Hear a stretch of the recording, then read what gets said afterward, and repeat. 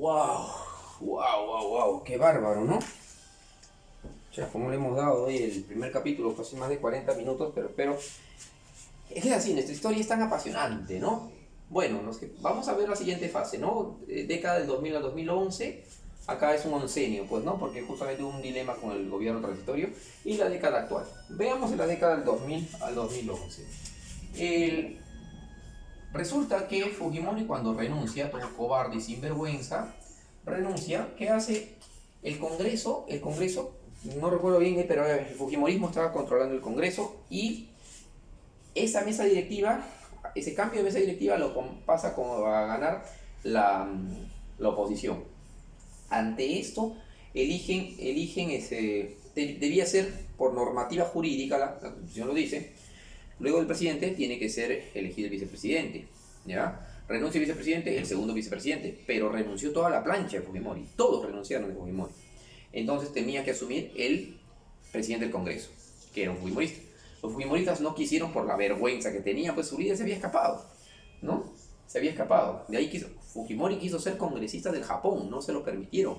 Fujimori tenía doble nacionalidad. Somos el único país de tarados en que hemos tenido un presidente ecuatoriano, ¿ya? Lamar, un presidente boliviano, Santa Cruz, un presidente venezolano, nos ha gobernado un venezolano que ha sido Bolívar, nos ha gobernado un argentino, San Martín, nos ha gobernado un medio japonés, nos ha gobernado, ¿qué cosa? Un norteamericano. Dios mío, falta que venga un extraterrestre también nos gobierne. ¿Qué pasa, Perú? Bien, Valentín Paniagua su gobierno asume, le decían chaparrón, ¿no? Él era congresista, el congresista mayor edad, no era presidente del Congreso, eligen al congresista de mayor edad, él era de Acción Popular, era congresista por por Cusco. Resulta que Valentín Paniagua inicia un famoso gobierno transitorio. Ojo, los gobiernos transitorios jóvenes ante una crisis, lo único que podían hacer, ¿qué cosa es? Convocar elecciones, ¿no?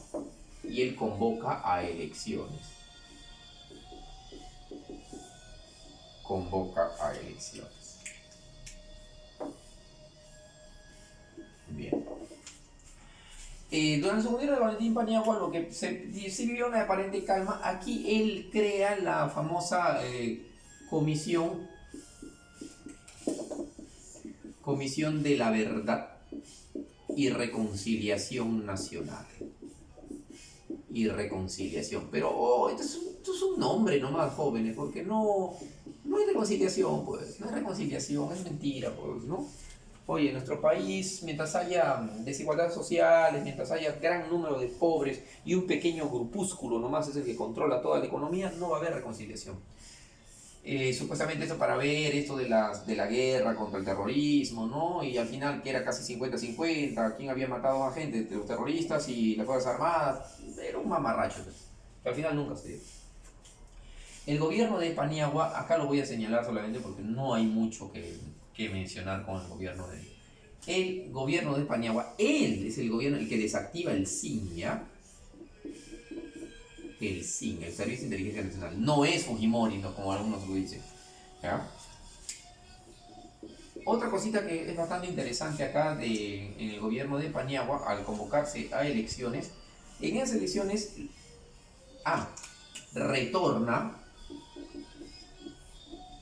retorna Alan García. Alan García se había escapado a París, Francia. Y meto en Colombia, pues casi lo matan a Alan García pues en el autogol. Y Alan García postula las elecciones. Alan García, recuerdo que el 27, esta fecha es interesante, 27 de enero del año 2001. Es una fecha histórica. Es una fecha histórica para los apristas, pues también para el Perú, hay que decirlo. Pero también es una fecha histórica, solamente ahí, 27 de enero, porque el 27 de enero de 2014 fue la fecha del fallo del diferendo marítimo contra Chile, ¿no?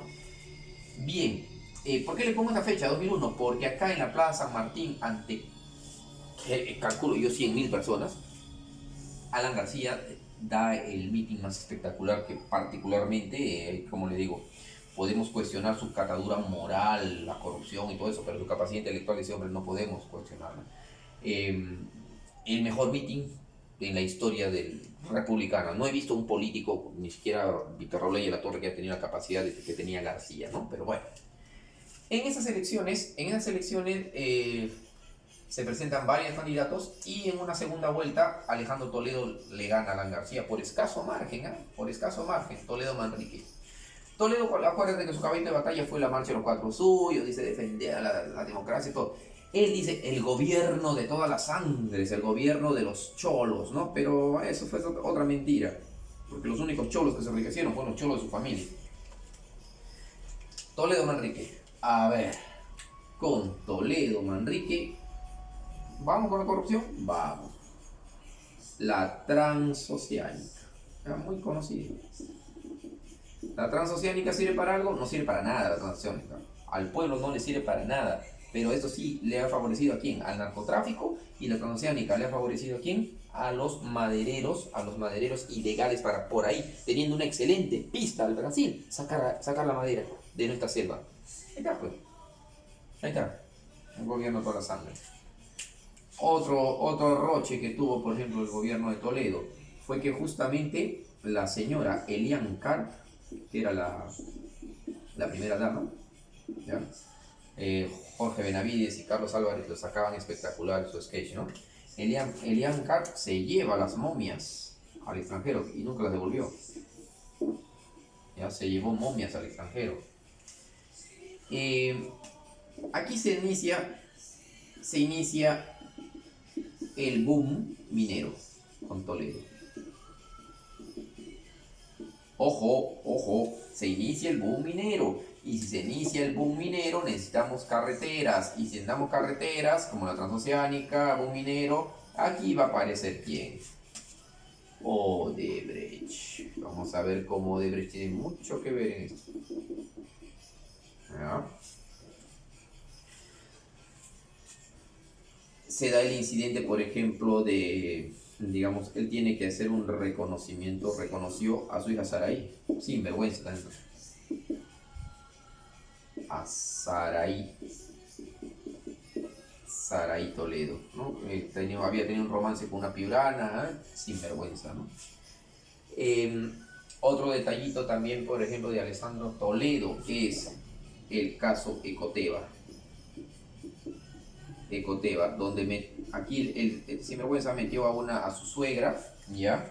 Ana Ferdenburg, ¿ya? Madre de Elian Karp, y hace ver que, o sea, él desvía fondos del Estado para comprarse departamentos. Al final él dice, no, esa plata es de mi suegra que le dieron por haber sido su esposa, había participado en el holocausto judío, todo ese cuentazo, cuando la verdad es que se había robado plata del Estado.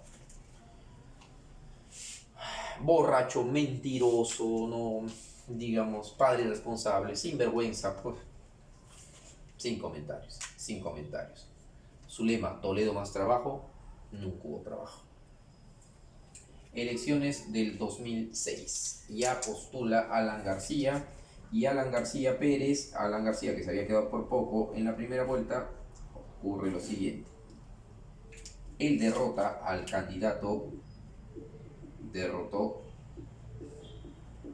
a Ollanta Humala.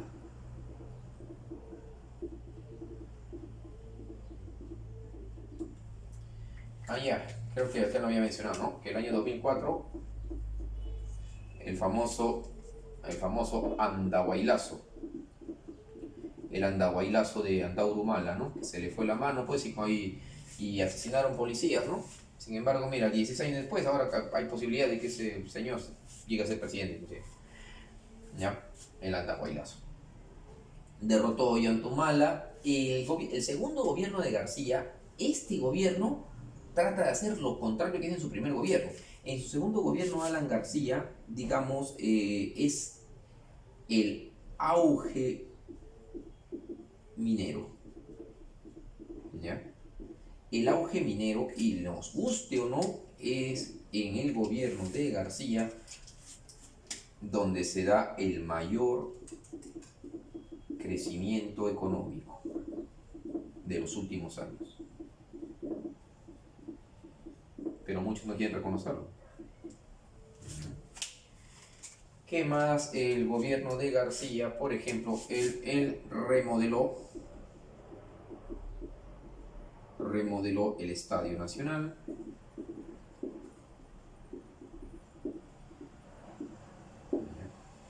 En el gobierno de García se presenta la cuestión peruana ante la Haya, o la posición peruana, ¿no? Ante la Haya, ante la Corte Internacional de la Haya en Holanda, ¿no? Por el canciller Alan Wagner, gran amigo de Alan García. Bueno, todo dice que de ahí lo traicionó, ¿no? Hubo también algunos escándalos, sí, hubo algunos escándalos en el caso de García, ¿no? Unos le llaman los escándalos de los narcoindultos, que nunca se aclararon, ¿no? Odebrecht también estuvo metido acá también, pues se inauguraron las líneas 1 y 2 del tren eléctrico, ¿ya? Digamos, el gobierno de García, como le digo, trató de pegarse un poquito más al empresariado, pero no estuvo exento de algunos problemas. Por ejemplo, en el año 2009, del famoso Andahuaylazo, perdón, del Baguazo, así como tuvieron ellos su Baguazo, ¿ya? ¿Ves? Siempre hay algunos que están correteados por problemas de corrupción, ¿no? Corrupción. Alan García Pérez, luego de su gobierno, convoca elecciones, y en esas elecciones competía Ollanta Humala-Tazo, Keiko Fujimori y PPK. Gana Ollanta Humala-Tazo con su floro, ¿no? La gran transformación. Primero su polito rojo, luego pasó su polo blanco, ¿no? Profesor, pero no ha hablado de su gobierno de Alan. Y también fue otro mujeriego. Sí, pues, tuvo una otra pareja, ¿no? La señora Sherman, ¿no? Que tiene inclusive su hijo, ya está jovencito ahorita, ¿no? ¿Ya? Pero él salió, a Toledo lo negó hasta el final. No, que no es mi hija, que no es mi hija. Y a la señora, la mamá de la chiquita Saraí, le ganó el juicio y un juez lo obligó a Toledo a reconocer a la criatura antes de pasar un examen de ADN. Para no pasar el roche ya tuvo que reconocerla. Alan García no, Alan García fue un poquito más caro el palo y salió a los medios de comunicación y con su esposa, ¿no? La primera dama, que mi respeto, ¿no? Pilar Nores de García, a su costado reconoció que había tenido un desliz, todo eso, que fruto de ese desliz había tenido un hijo, ¿no? Federico Dantón, claro, García Sherman. Sí, pues. Ollanta Humala-Tazo, el gran cosito, ¿no? El más saco largo de ahí, militar todavía, ¿no? Ya va, para remate. El gobierno de la gran transformación, que fue un gran fiasco. Esto fue mentira. ¿Qué otra cosa más? Se alineó con los gobernantes, con los gobiernos de turno. Aquí se da, ¿qué cosa? El gasoducto del sur. Super coimas, ¿ya? Super coimas. Odebrecht también estaba metido ahí. ¿Ya? El gobierno de Ollanta Humala-Tazo, a ver, jóvenes, desde mi punto de vista, voy a dar título personal, ¿no? En los últimos años, los congresistas que tenían, vamos a mencionarlos, un tal Daniel Abugataz, su defensora al recalcitrante. ¿Ahora con quién está? Con Acuña. Otra señora de ahí muy conocida, la señora Marisol Espinosa, que fue inclusive su vicepresidenta. ¿Y ahora con quién está? También está con Acuña. ¿Ya? ¿Ves? Otro, por ejemplo, que ha sido su aliado de acá, su aliado es el Popio Olivera, pues, Fernando Olivera, también su aliado, que ahora quiere ser congresista. Luis Iberico, aliado de Olivera, también. También esa gente que estaba metida ahí. Actos de corrupción, cantidad en el gobierno de Humala, cantidad. Sinceramente hemos hablado tanto de corrupción que a veces da pena, cólera y hasta vergüenza. Profesor, ¿no hay nada positivo? Sí. Yo le voy a poner algo positivo al gobierno de Humala, sí. Lo positivo para mí, el BK18. Es un buen programa, no voy a negarlo, es un buen programa. Profesor, ¿y el Cunamás, los Guaguaguasi? No, porque esos son programas anteriores, solamente que lo cambian de nombre nada más, ¿ya? La BK18 es un muy buen programa que hay que fomentar. El gobierno de Ollanta Humala-Tazo también, aquí se da el 27 de enero del 2014 el fallo de la Haya. Otra mentira también. Hey, jóvenes, profesor, pero en el fallo de la Haya profesor, el Perú se quedaba con un 66% de esa parte y Chile solamente con el 33%. Así que nosotros ganamos, dicen, ¿no? Pero es la mentira, pues. ¿Por qué? Porque el pedazo que nos dan en el mar es un pedazo donde no es productivo y Chile sí tiene la parte productiva. ¿De qué te sirve que tengas 2/3 partes cuando no hay nada para pescar y Chile tiene todo? Por eso que los pescadores de Tacna se quejaron, ¿ya? Y pensaron que era un pacto, un fallo traidor, que el gobierno no había hecho los méritos suficientes, ¿no? ¿Ves? Otra característica, digamos, del gobierno de Ollanta Humala, porque en este gobierno se da también el escándalo de la centralita. El escándalo de la centralita. ¿Por qué de la centralita? Porque aquí aparece un personaje pues nefasto también para, ¿ya? Que tenía que ver con un tal César Álvarez, ex gobernador regional, Álvarez Aguilar, de la región Ancash, ¿ya? Se le dio mucha facilidad a los gobiernos regionales y los gobiernos regionales solamente lucraron. Fue un mamarracho, un despilfarro. Aquí, por ejemplo, no aprovechó lo que había iniciado Toledo con el boom minero, lo que había llegado a su auge García en su gobierno con la minería, y aquí era para que lo aproveche y lo mandó todo en picada. ¿Por qué? Porque acá destaca pues una señora, ¿no? Si ustedes saben su nombre, una tal Nadine Heredia Alarcón. Una tal Nadine Heredia Alarcón, su esposa. Y Nadine Heredia, que lo que era una simple estudiante, pues no sé si llegó también a su carrera de comunicación en la Universidad Católica de clase media, terminó siendo la primera dama, se volvió pituca, ¿no? Se volvió pituca, toda fashion, ¿no? Y la toda poderosa. Ella parecía que al final gobernaba más. Aquí aparece, uy, ¿cómo lo voy a olvidar? Por favor, vamos con rojo. Un tal Pedro Cateriano, ¿no le suena? Sí, pues, ¿no?